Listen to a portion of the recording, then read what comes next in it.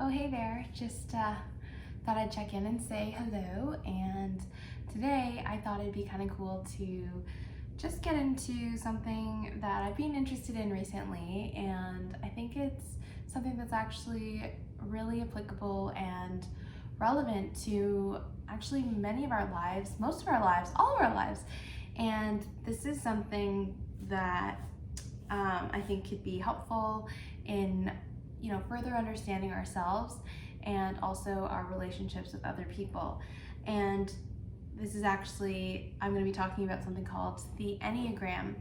And the Enneagram, if you guys don't know, is actually kind of like a personality type test and model or theory that works on really getting to know and understand the human psyche. I'm just reading the definition of it here on Wikipedia.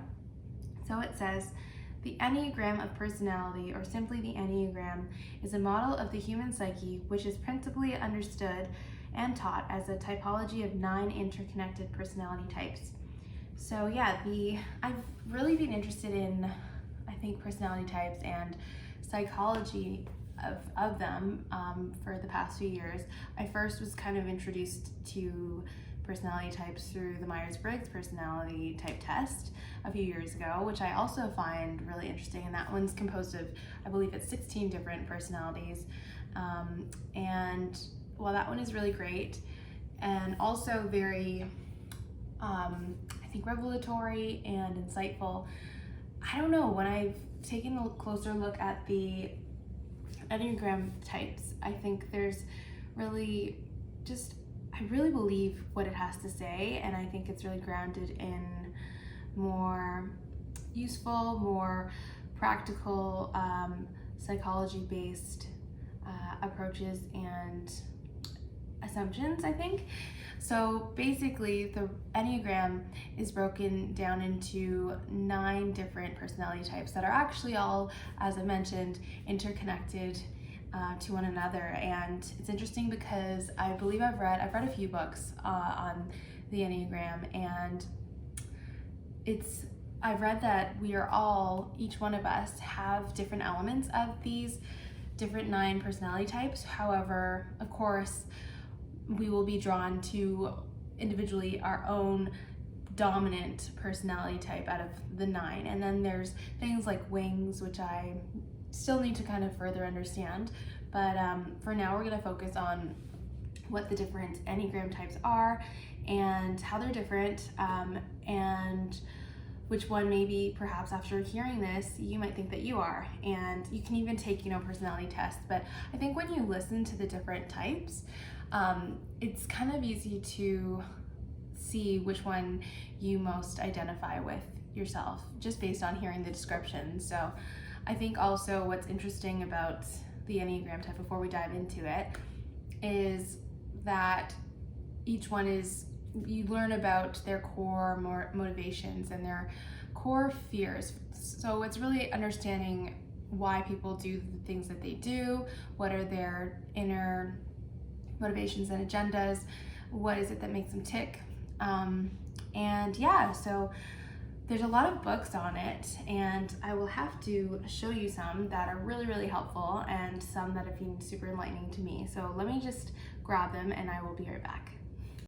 Okay, so I've grabbed some of the books that I have on the Enneagram that I've read to kind of help further understand and build my knowledge on them. So here are the 3 that I currently have. I've read some more, but I don't currently have them with me. But this one is called The Road Back to You, the Enneagram Journey to Self-Discovery. And that's what I love about the Enneagram, is it's all about self-discovery, growth, and just that journey that we take in life.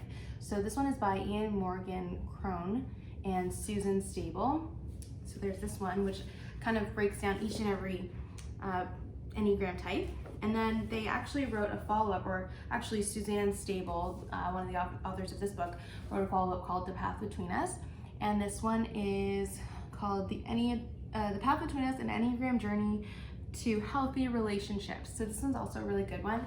And this one's great because it kind of goes into each personality type and then how it relates to the other personality types.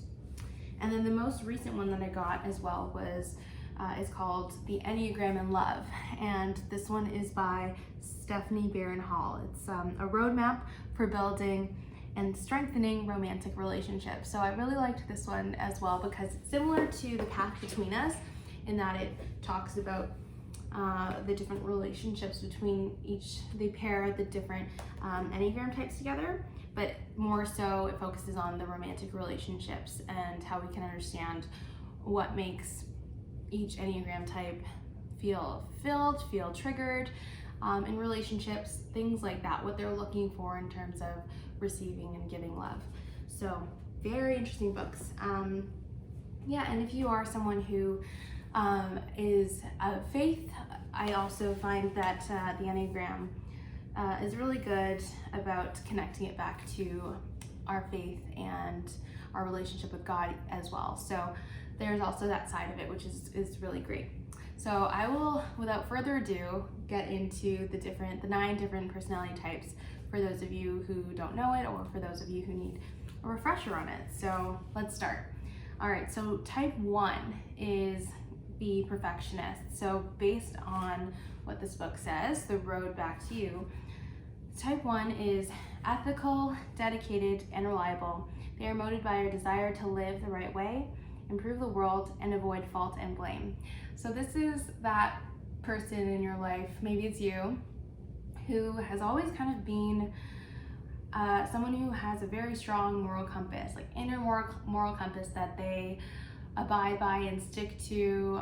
You know, they are oftentimes a rule follower. They like rules, and they want to do things with excellence, and they want to do the right thing. And I think that's something that is extremely admirable about the one. And yeah, that's what they're looking to do, is really, you know, be the best, show up with excellence in the world. And yeah, they really do abide by their virtues. They don't want to betray themselves or other people, and they kind of enforce that sometimes, unfortunately, on others. So they have a certain way of seeing things and wanting things to get done. Even, like, for example, a small example might be like they might have a certain way that they want to do their chores, or see that, like, you know, mopping the floor can be done in an efficient, better way. So they might, if you live with a 1, they might kind of get annoyed or upset, or I don't know, just kind of forceful about certain ways that they think household chores should be done. But overall, they're really morally abiding citizens, and they really just want to do their best all the time in that area. So that's the number 1. Type 2 is the helper or the giver. So this is someone who's very warm, caring, and giving. They are motivated by a need to be loved and needed, and to avoid acknowledging their own needs. So I have, I'm not a 2, I'm definitely not a 2, but I have some 2s in my life who are just the kindest, sweetest people, and they're all about serving others. And this is such an incredible and beautiful gift that they have, and it's rare, honestly. I mean, so many of us are so individualistic and like selfish in ways, but these number 2s are always about other people, and they're always the ones cooking up the meals, cleaning up after everybody when the meal is finished. And it's amazing how just loved and cherished a 2 can make someone else feel. They're always ones kind of giving thoughtful, unexpected gifts, and like just they're always thinking of someone else, and it's a beautiful thing. However, the 2's weakness is also that their weakness is their strength, is that they're such givers, but they forget to focus on themselves. Their drive is that they need to feel loved by, in their minds, giving constantly to other people. But sometimes if they don't refuel their own tank, or if they don't take care of themselves, they're gonna run out and they're gonna burn out. They're gonna feel it. And so it's really important for 2s to take time out for themselves and to acknowledge things that they need as well, and ask that. So if you have any 2s in your life, be sure to ask them what it is that they need as well, and how they're feeling, because they need that in their lives too. Okay, so that's a number 2.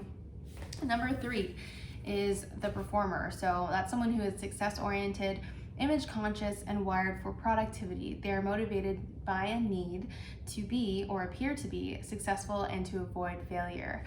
So this is really interesting because, yeah, 3s are not only known as the performers, but the achievers. So they are people you like, I don't know, the valedictorian in your class, or you know, many of the presidents of the United States, or VPs, people who are born to excel in our world and who are performers, as they say. I mean, they're people who are really obsessed with maintaining their image, making sure that, you know, they succeed in life wherever it is that their ambitions take them, and that's a really amazing thing. They have great drive.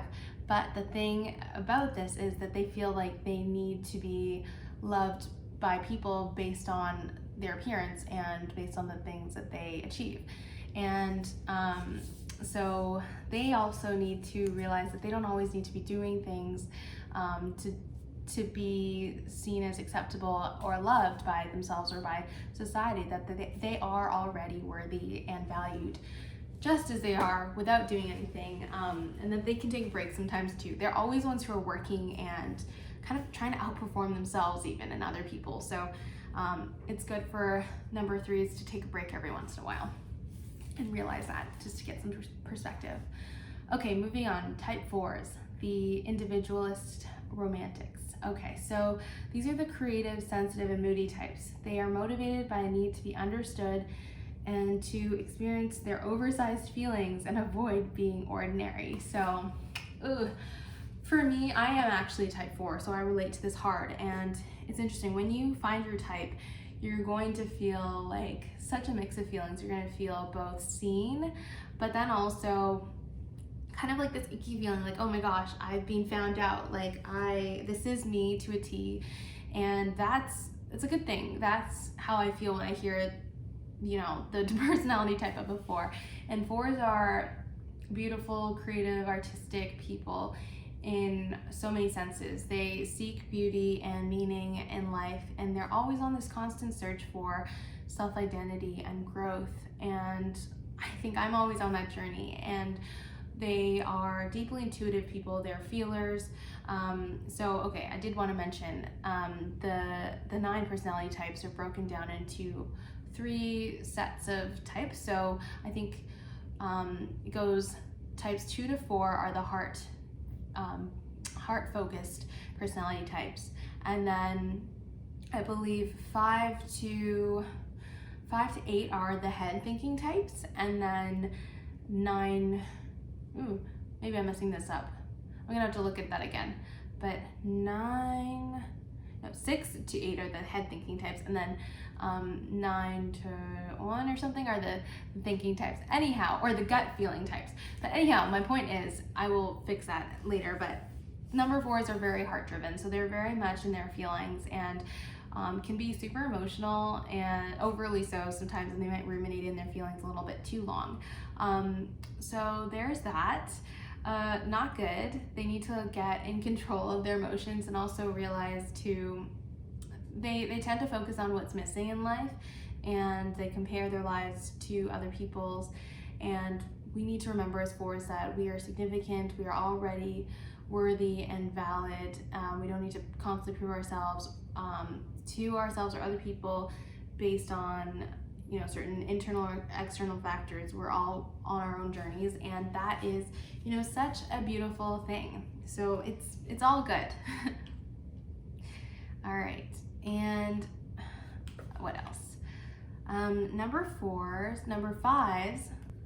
Okay, so next up we have type 5, and that is the investigator, or also known as the thinker. All right, so type 5s, you are analytical, detached, and private. They are motivated by a need to gain knowledge, conserve energy, and avoid relying on others.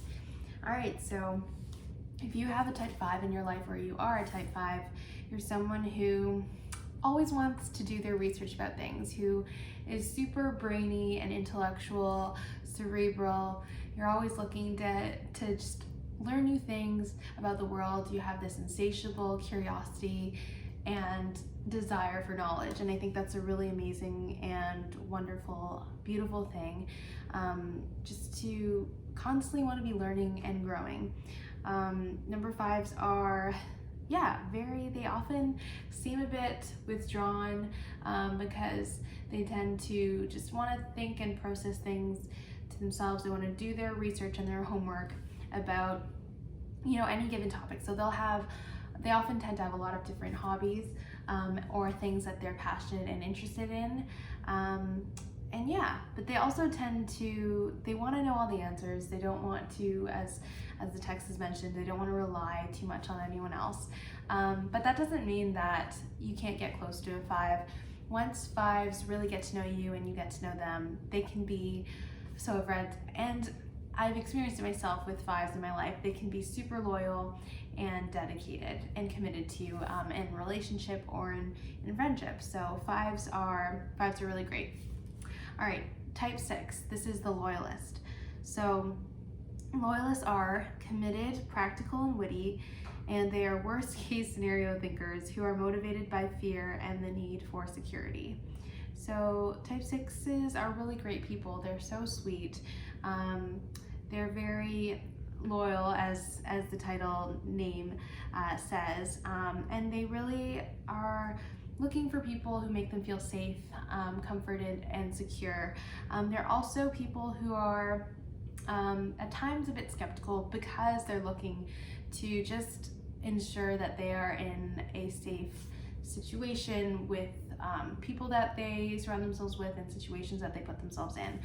So they're very, they question things sometimes, but once they know for sure that they are in a good situation, in a good place, and they can relax, and they are very committed until the end. And they're just really kind, good-hearted people at the end of the day, who are just looking for that comfort and that peace of knowing that they belong. All right, so moving on to type 7s. Type 7s are known as the Enthusiasts. So type 7s are fun, spontaneous, and adventurous. They are motivated by a need to be happy, to plan stimulating experiences, and to avoid pain. So type 7s are those adventure-seeking, crazy, thrill-seeking type people, and they're the ones who bring a lot of fun and light into our lives, and they're always just looking for the greatest next new thing. They want to seize life by the horns and take every opportunity as it comes and just live life to the full, and that's such an amazing quality. They're super spontaneous, they're ready to go on adventures, and sometimes I feel like I need that in my life because I'm not as spontaneous and flexible as I wish I could be. But 7s are that way, and it's a really great and beautiful thing because they really know how to be present in life and how to make the most out of what life gives you. The thing with 7s though is that they tend to like to avoid uncomfortable situations or feelings. They don't really like to sit in feelings of negativity or sadness, which is a good thing. They tend to be that eternal optimist type, and they're super positive all the time, but they get a little bit awkward and unable sometimes to get deep and feel all the things that they need to feel, whereas my type, the 4, is super comfortable with that, and we're down to ruminate and emote and be expressive about those things that we're feeling, and then also empathize with other people. So this is just an area that 7s can work towards because they don't like to experience or feel pain really of any sort, but they can experience deep growth when they let themselves get there and they take themselves out of that comfort zone and they feel things. All right, so moving on to number 8. Number 8, they are known as the Challenger. So 8s are commanding, intense, and confrontational. They are motivated by a need to be strong and to avoid feeling weak or vulnerable.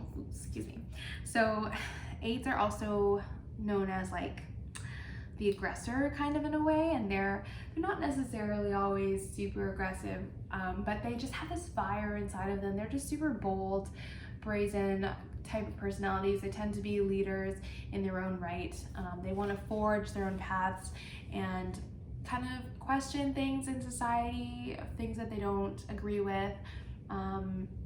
They're very bold, they're very intense, as this text says, commanding and strong, and you know, that's really a good thing. But sometimes they struggle with that aggression and that inner anger and frustration that they have, and sometimes they can be a bit impulsive, and like this is an unhealthy 8, I guess, in a sense. If it's every type has levels, so unhealthy to, you know, relatively healthy to super healthy, and those levels just indicate the development of each personality type. So, but you know, with maturation and with growth, an 8 can be, you know, a really assertive, great leader who just has their own vision and way of expressing and leading in that charge in a really just great way. So we need 8s to be able to really make change happen, and to see that, and to be unafraid of challenging the norms in life. So that's the 8. And finally, we arrive upon the 9s. So type 9s are known as the Peacemakers. So these are the people who are pleasant, laid back, and accommodating. They are motivated by a need to keep the peace, merge with others, and avoid conflict. So it's interesting because I was listening to a podcast actually featuring Stephen Barron Hall, and she was saying that type 9s are just such awesome people, and they're actually the most like laid back type, as this book has said. They are just so accommodating and lovely and warm. They're the peacemakers, they're the mediators. They try to see everyone's side, and that's great. And I know a 9, I have one of my best friends is a 9, and apparently 9s are the most agreeable type, which is not surprising, and they're able to get along with so many different types of people, and yeah, they're just able to work because they are peacemakers. The one thing about 9s is that their flaw or weakness is that they tend to want to avoid conflict. So 9s have a strong sense of what is right and wrong, or things that could be better and improved. But you know, even though they feel these things, they kind of avoid bringing them to the surface because they don't want to stir the pot. And so they avoid conflict, and then inwardly they begin to feel sometimes like a bit resentful, or it comes out as being sometimes passive aggressive. And so I think 9s just need to work on maybe learning to voice their opinions more, and know that they do deserve to be heard, and that it's okay to sometimes rustle some feathers, but to do it in a kind way, in a peaceful way, as they so brilliantly do. So yeah, 9s are great and wonderful.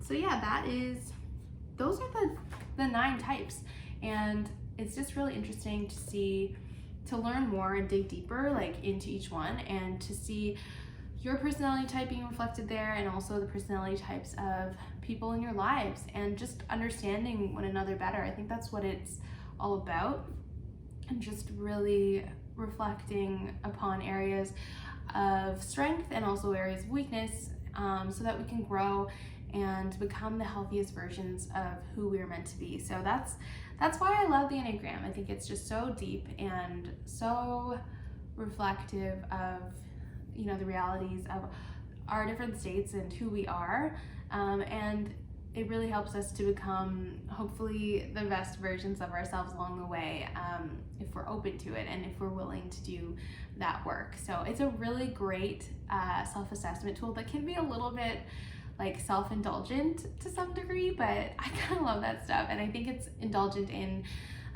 the best kind of way, and yeah, that's why I love it. So I hope that this has been a helpful video, and something that is interesting, sparks some sort of intrigue in you to learn more about the Enneagram if you haven't already looked into it. And yeah, there's so many resources out there to learn more, and yeah, I'm sure I'll do some more videos and talks about it in the future. But yeah, hopefully this was helpful and relatable, and you took away something from it. So yeah, thank you so much for your time, and Thanks for listening. I will talk to you next time. Make sure to stay tuned and subscribe if you haven't already for more interesting discussions, DIYs, fashion videos, lifestyle things, all of the above. I will do my best to post it here. So yes, thanks so much, and I will talk to you guys very soon. All right, bye.